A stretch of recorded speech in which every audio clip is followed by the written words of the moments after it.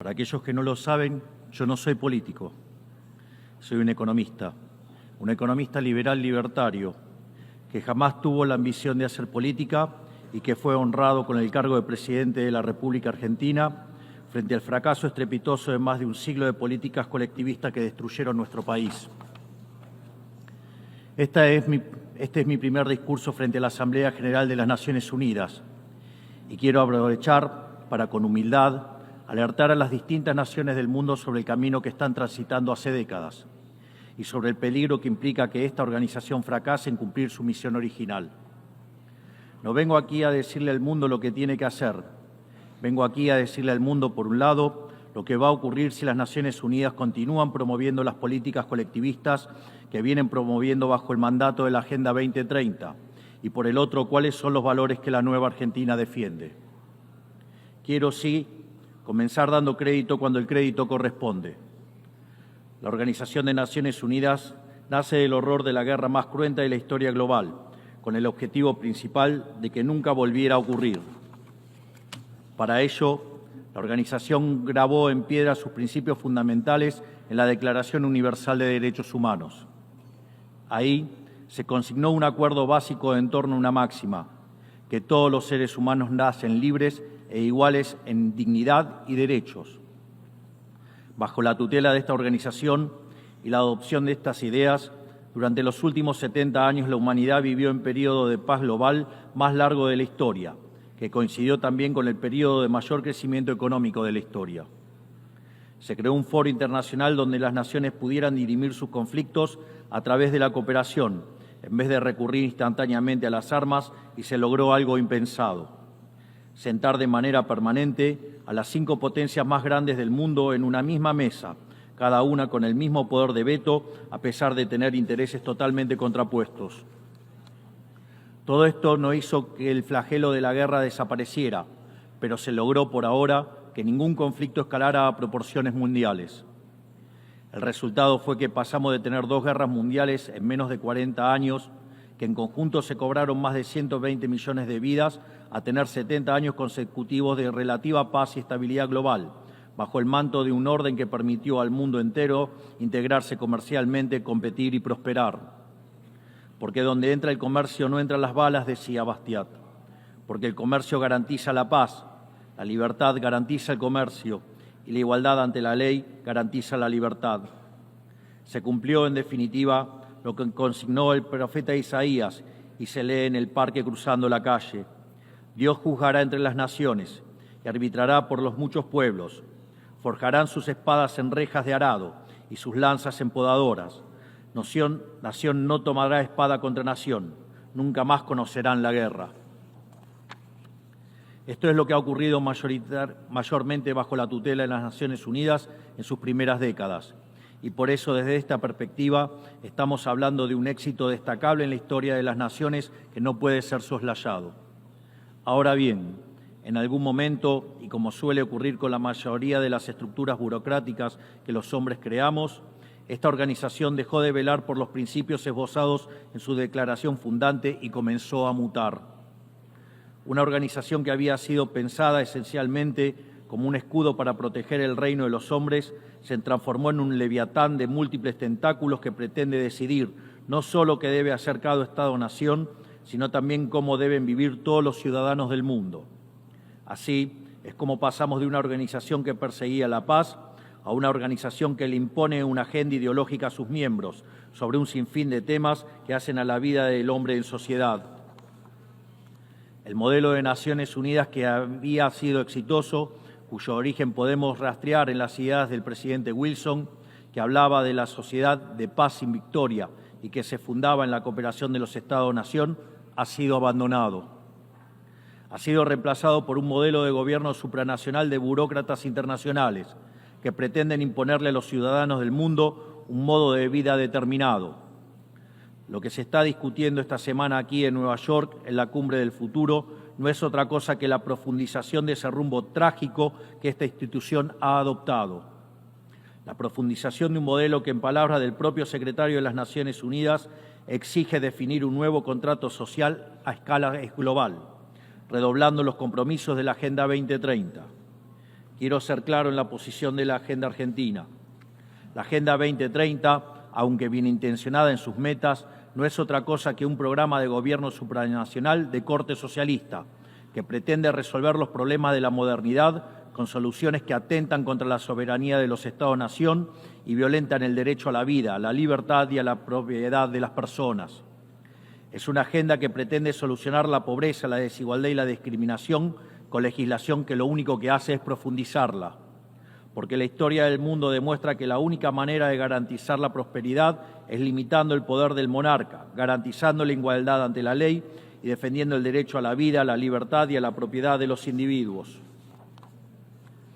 Ha sido precisamente la adopción de esa agenda que obedece a intereses privilegiados y el abandono de los principios esbozados en la Declaración Universal de Derechos Humanos de las Naciones Unidas lo que tergiversó el rol de esta institución y la puso en una senda equivocada. Así, hemos visto cómo una organización que nació para defender los derechos del hombre ha sido una de las principales propulsoras de la violación sistemática de la libertad, como por ejemplo con las cuarentenas a nivel global durante el año 2020 y que debería ser considerado un delito de lesa humanidad. En esta misma casa, que dice defender los derechos humanos, han permitido el ingreso al Consejo de Derechos Humanos a dictaduras sangrientas como la de Cuba y Venezuela sin el más mínimo reproche. En esta misma casa, que dice defender los derechos de las mujeres, permite el ingreso al Comité para la Eliminación de la Discriminación contra la Mujer a países que castigan a sus mujeres por mostrar la piel. En esta misma casa, sistemáticamente, se ha votado en contra del Estado de Israel, que es el único país de Medio Oriente que defiende la democracia liberal, mientras se ha demostrado en simultáneo una incapacidad total de responder al flagelo del terrorismo. En el plano económico, se han promovido políticas colectivistas que atentan contra el crecimiento económico, violentan los derechos de propiedad y entorpecen el proceso económico natural, llegando a impedirle a los países más postergados del mundo gozar libremente de sus propios recursos para salir adelante. Regulaciones y prohibiciones impulsadas precisamente por los países que se desarrollaron gracias a hacer lo mismo que hoy condenan. Se ha promovido además una relación tóxica entre las políticas de gobernanza global y los organismos de crédito internacional, exigiéndole a los países más relegados que comprometan recursos que no tienen en programas que no necesitan, convirtiéndolo en deudores perpetuos para promover la agenda de las élites globales. Tampoco ha ayudado el tutelaje del Foro Económico Mundial, donde se promueven políticas ridículas con anteojeras maltusianas, como las políticas de emisión cero, que dañan sobre todo a los países pobres, a las políticas vinculadas a los derechos sexuales y reproductivos, cuando la tasa de natalidad de los países occidentales se está desplomando, anunciando un futuro sombrío para todos. Tampoco la organización ha cumplido satisfactoriamente su misión de defender la soberanía territorial de sus integrantes, como sabemos los argentinos de primera mano en la relación con las Islas Malvinas.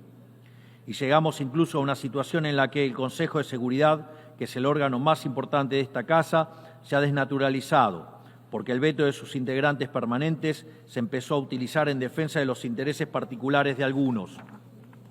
Así estamos hoy, con una organización impotente en brindar soluciones a los verdaderos conflictos globales, como ha sido la aberrante invasión rusa a Ucrania, que ya le ha costado la vida a más de 300.000 personas, dejando un tendal de más de 1 millón de heridos en el proceso.